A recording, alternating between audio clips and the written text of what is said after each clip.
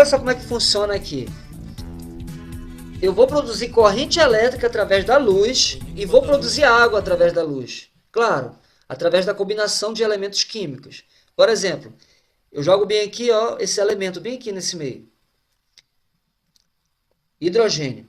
Bem aqui, quando chegou bem aqui nessa placa metálica, eu vou arrancar elétrons desse hidrogênio. Olha, eu vou arrancar. Ó. Pô, arranquei. Um elétron de cada. Quando eu arranquei elétron, produzi o quê? Corrente elétrica. Depois foi lançado bem aqui o ar, que é o gás oxigênio. Olha aí, ó. Vou lançar bem aqui o O2. Lancei aqui, pô, produzi água.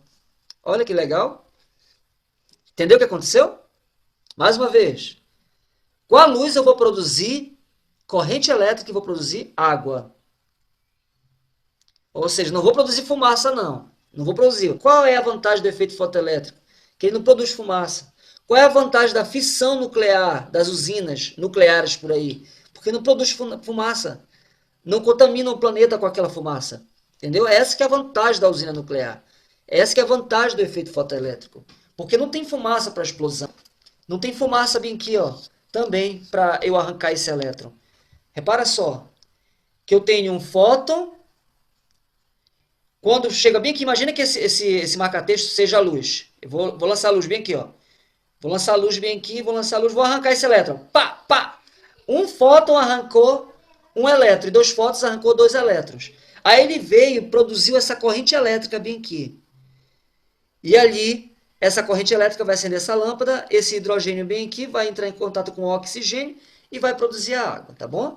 Então, um fóton arranca elétron do hidrogênio deixando positivamente. Ocorre assim a formação de corrente elétrica e com a ajuda do oxigênio produz água. Gente, esse aqui é o efeito fotoelétrico que eu quero que é o que cai em questões de física quântica, quando envolve efeito fotoelétrico. Caiu no Enem também questão assim.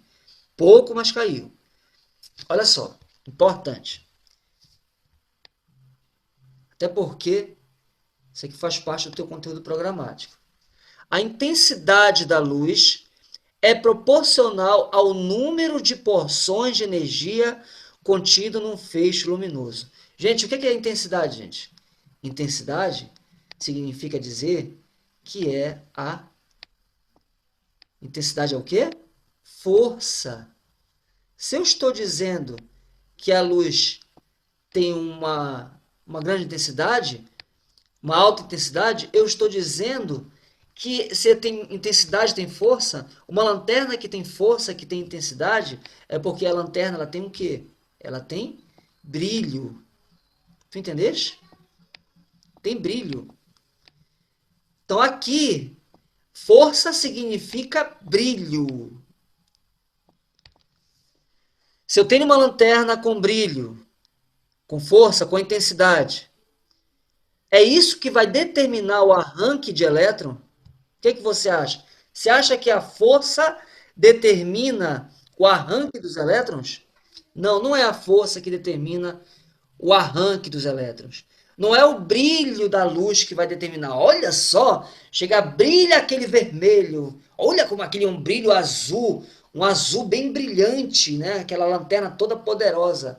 Gente, se o brilho, se a força for a maior que tem, ilimitada, uma força ilimitada, um brilho ilimitado, que ninguém consiga suportar. Pode ter brilho, pode ter força como for, se o elétron estiver uma frequência maior, não vai arrancar. Você entendeste agora? O que vai arrancar o elétron é a frequência, é a vibração. Então não vai arrancar, só arranca se tiver uma frequência igual ou maior, tá bom? O brilho, a força, a intensidade não determina o arranque de elétron.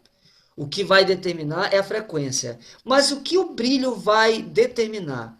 O brilho determina isso aqui. O números de... Se eu tenho um brilho, eu tenho porções de energia. Eu não tenho mais fótons. Quanto mais brilho, eu não tenho mais fótons. Quanto mais brilho, mais fótons. Quanto mais brilho, mais pacotes de energia, pacotinhos de energia, porções de energia, porque eu tenho mais brilho, então eu tenho mais fótons. Mas isso não vai determinar o arranque. Isso vai determinar o número de elétrons que poderá ser arrancado. Se eu tenho aqui 3 fótons, eu vou conseguir arrancar 3 elétrons. Eu vou aumentar o brilho, passou para 4 fótons, então eu vou conseguir arrancar 4 elétrons. Eu vou aumentar o brilho, eu vou aumentar para 10 fótons, então eu vou conseguir aumentar 10 elétrons. Então, quanto mais eu aumento a quantidade de fótons, que é o brilho, que é a força, que é a intensidade, quanto mais eu aumento o brilho, mais eu aumento o número de fótons, consequentemente eu vou aumentar o número de elétrons que ele poderá ser ejetado, tá bom? Então, o número de elétrons é dado pela frequência da luz e pelo trabalho. Por quê? O número de elétrons ejetados, tá, gente? Faltou colocar bem aqui o número de elétrons ejetados da luz, ou seja, com a intensidade, com a intensidade luminosa. Então é isso aí. Então, o número de elétrons está relacionado com o brilho da luz, ou seja, está relacionado com a intensidade. E a intensidade é essa porção de energia.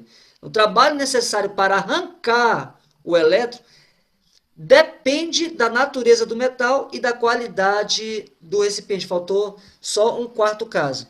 Mas olha só, o trabalho necessário para arrancar o elétron depende da natureza do metal. Lembra que eu falei que para você arrancar, você tem que ver. Será que com azul eu consigo arrancar elétron? Depende de que metal você está falando. Então, cada metal tem uma frequência, cada metal tem uma vibração. Então, o trabalho necessário para arrancar elétron, para você conseguir arrancar e realizar aquele trabalho, por quê? O que é trabalho? O trabalho ele só vai existir.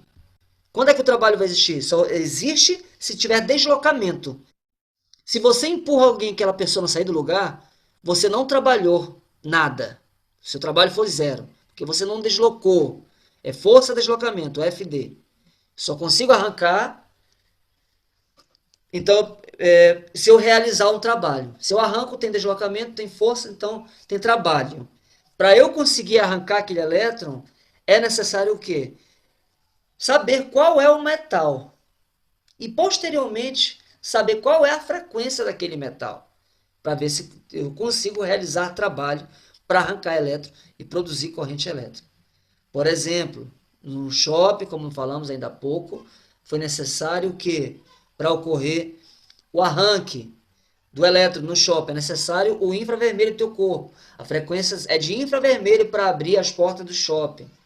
Para arrancar elétrons daquele metal das peças fotossensíveis, que são metais fotossensíveis. Para eu conseguir produzir a vitamina D, é necessário o quê? Para eu conseguir produzir vitamina D no meu corpo, é necessário principalmente ultravioleta. A luz branca consegue produzir? Sim, produz, mas o ultravioleta ele é melhor para arrancar. Tanto que existe LEDs de ultravioleta só para produzir vitamina D no seu corpo. Fotossíntese, é necessário a luz, o calor principalmente, o infravermelho para ocorrer a fotossíntese. Então a frequência da planta é do infravermelho pelo menos. Você coloca numa floricultura, coloca ela numa estufa para aprisionar calor, para ajudar na fotossíntese. Então o infravermelho ajuda no processo da fotossíntese. Então reparem que cada elemento, seja metais diversificados, seja o corpo humano, sejam as plantas, cada uma tem uma frequência de vibração.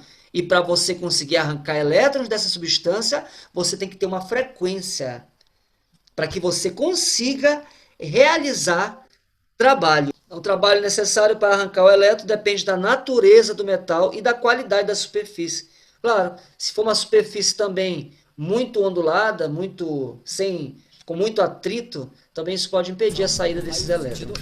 Juntando que o raio refletido eletromagnético é uma partícula, outra partícula, a outra partícula, a luz, a luz, a luz, a luz, a luz.